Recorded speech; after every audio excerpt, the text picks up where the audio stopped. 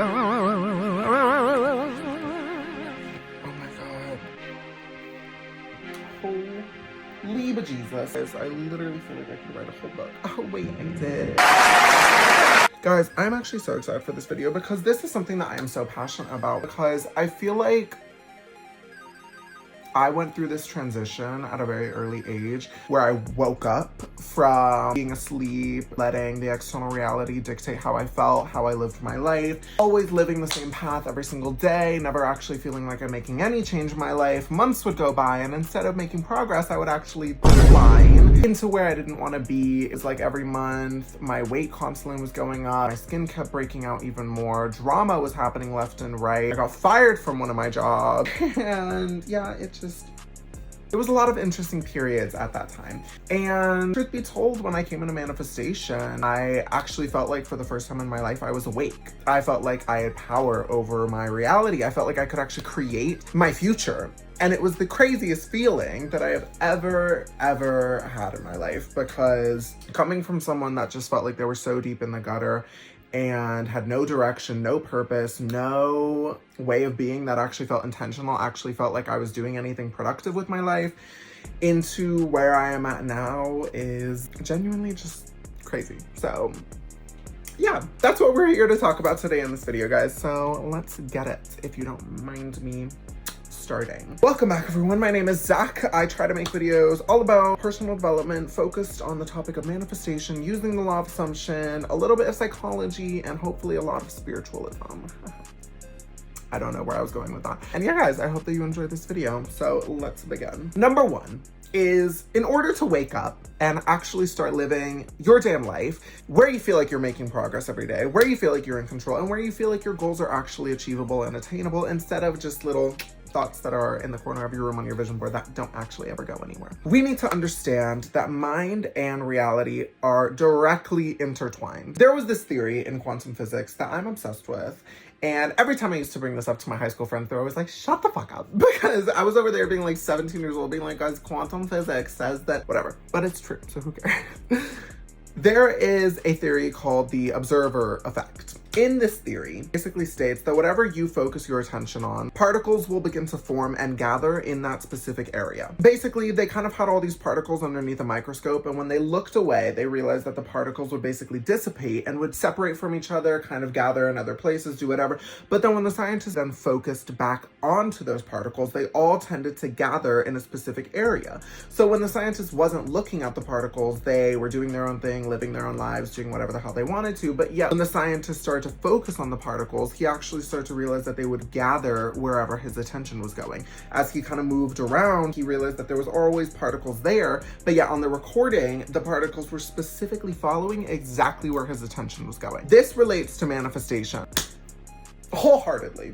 Because as you can tell, wherever your attention goes, the energy will flow. That is why that freaking $1 million statement that wherever energy goes, attention flow is so freaking popular. It's because it's true. Wherever your attention goes, the particles will begin to gather there.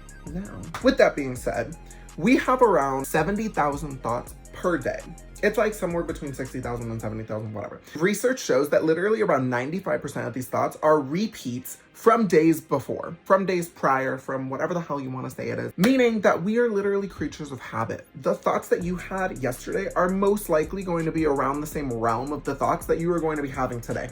This is why when we get in depressive slumps, when we feel like we're in a rut, it kind of feels incredibly hard to pull yourself out of it, because you're not just shifting your way of being, you are literally shifting all of your thoughts that you have been repeating over the past couple of days. And this is why, you know, when we are all in our little seasonal depression and we just don't want to crawl out of bed, we just want to sit there and cry, because there's nowhere else to go, because those thoughts are just building on top of each other. My food is here, guys. Let me go get that. Okay, welcome back, guys. Further studies also show that on average, 80% of those thoughts that are repeated are typically negative. So with this being said, and with understanding that our thoughts are connected to reality, and that everything that we do and think on a daily basis typically is habitual and kind of comes from the days and thoughts and beliefs that we have held prior to that, we can understand why 90% of people are what we call asleep. Creating new habits and thought patterns is genuinely something that is extremely difficult. being there before, I understand this absolutely completely because, you know, we've all been there. And this is also typically why most people stay the same for months to even years on end. And that's kind of sad because we only live once, and I'm sorry, but like from 5 years from now, I want to be in a completely different area in my life. I want to have experienced crazy things. I want to have so many stories that I could tell people, and I want to be a better and more complex and evolved human that is happier, that is living a better life, that is more at peace, that is, you know, doing whatever the hell that they want. And I feel like I could not get there if I was living the same exact life every single day, because in 5 years from now, living the same life every single day, I'm not really going to be very different. I'm not really going to have crazy experiences and stories. And then they sit there and they're like, wow, life sucks. I hate adulting. Responsibility is terrible. And you're like, really? Crazy. I would never have guessed that. Oh, guys, I'm so toxic. Okay, anyways. To begin to actually break this cycle, wake up to our inherent power of creation and to not be asleep anymore, we need to engage in the concept all of manifestation is centered around, called neuroplasticity. We love all of these scientific terms that we are getting today. Neuroplasticity is basically the brain's way of allowing it to adapt and change over time. Such as when you practice playing the piano or you are trying to study and learn a new language, it gets easier over time and you feel like your brain starts to understand it more and you start to perform better in that area and blah, blah, blah. Basically, it makes the skill easier over time because your brain has formed new pathways, allowing them to understand things that it previously did not compute with. You know what I mean? Within neuroplasticity, therefore, comes the law of assumption and manifesting. Knowing that our brain and our assumption, through its repeated thoughts and behaviors, create our reality around us, we can start to intentionally shift our way of being on a day-to-day basis to create those new pathways. One of the ways that we are going to do this is by planting new seeds of thought that eventually bloom and sprout and grow into the trees of wisdom and divine ways of being that we want to start living. By starting to shift your habitual and typical ways of thinking, we can actually start to begin to create those new neural pathways and hopefully reshape the code in which your brain has been programmed with for pretty much all of its life. A very simple and actionable way of doing this is to basically become intentional and aware within the thoughts that you are having on a day-to-day basis. It is so easy to just sit there and let your thoughts run wild and to literally just start engaging with them as if it's a damn theme park. That is the exact opposite of what we want to do. When you become aware that you are having a negative attachment towards a thought pattern in your life, that is when we can begin to change it. Everyone knows, you know, oh my God, I hate feeling like this. I hate it when I look in the mirror. I hate it when the news comes on and I see what's happening in the world. I hate going to the gym. I don't know, what's like the most commonly hated things I guess? I hate eating vegetables. I hate getting gas. The prices are through the roof. Everyone has attachments towards certain things, experiences, and entities in our lives. What I want you to start doing is to become aware of those attachments that you have towards those things. When you start to notice that you are having a negative attachment towards anything in your life, this can be how you perceive yourself, this can be your perception on certain things around you, this can be your perceptions with relationships in your life, blah, blah, blah. You start to question what feelings and thoughts actually are coming up when you start to think about this. So for me, for the longest time when I was younger, it was always like the gym. Like I hated the gym. If anyone talked about exercise, if anyone talked about working out, if anyone talked about running a sprint, I literally would collapse. I would be like, and I would hate it. And it literally, when the thought just came into my mind, I would have this wave wash over me of just kind of annoyance, of kind of just like, I don't want to do that.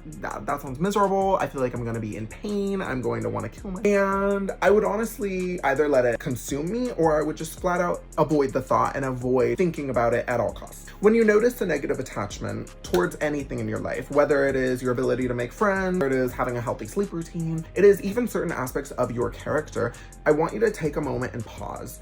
After you have taken that moment, step back, look at it from a third person perspective, and sit there and begin to detach the negative emotions from this. Realize that what you are feeling is subjective. It is true for you. However, it is not divinely created to be this way. It is not, the gym has to be horrendous. Every person that goes in this world hates it and it is disgusting and it will bring you pain and it will give you suffering and it will make you want to cry and you hate yourself. The gym is neutral, just like money. Money is an energy.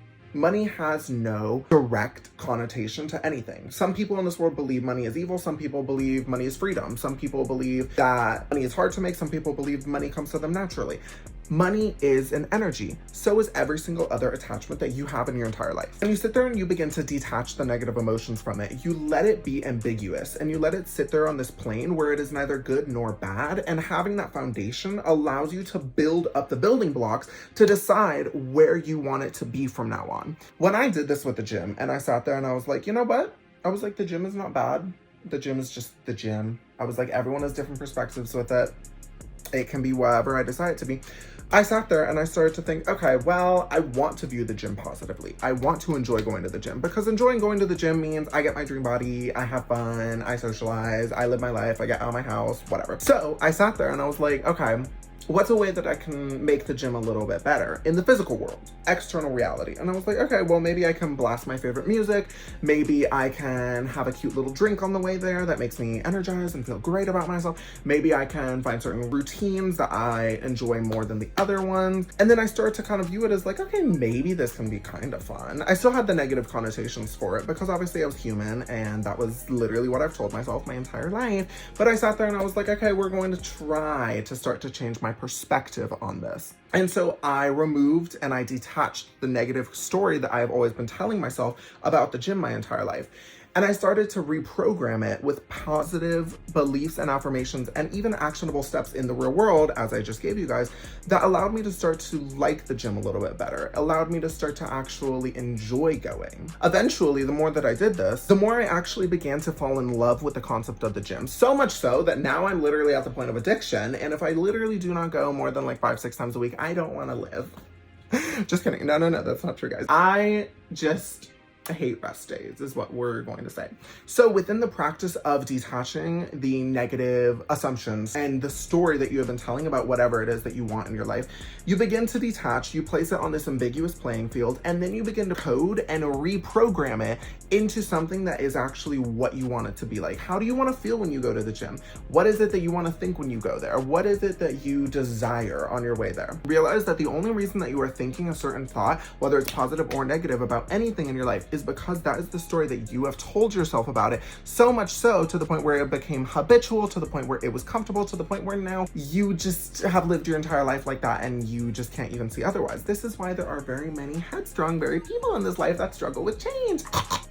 You guys see where I'm going? So when you start to realize that negative attachments come in and maybe you are struggling to detach from that negativity and pull yourself back away from it, instead just straight up intercept the thought and just begin to reprogram it in a way that you desire. You know, so for me, I sometimes have struggles with, say, YouTube. I have this negative like belief in my mind of like editing a video and I'm like, oh, I have to sit down and edit and then it's gonna be like 40 minutes and I'm gonna have like only 3 minutes done and I'm gonna be like, I sit there and I'm like, okay, sometimes it's harder for me to pull back because I have to edit pretty often because this is what I do pretty often. And I try to sit back, but sometimes it doesn't work, guys. And instead, I basically, when I start to notice that I'm sitting there and I'm thinking about editing a video and I'm like, oh, I don't want to edit and like that sounds like it's gonna be a lot of work, I sit there and I immediately intercept the thought and I'm like, but I love editing. Editing makes me feel so good. I love the feeling of being done with editing. I love sitting there and coming up with the most stupid crap in my videos and watching it and laughing at it and knowing that other people are gonna see it and laugh at it too. Like, I love editing. Editing's amazing. And then I sit there and I'm like, okay, like I'm still kind of annoyed, but I at least feel a little better.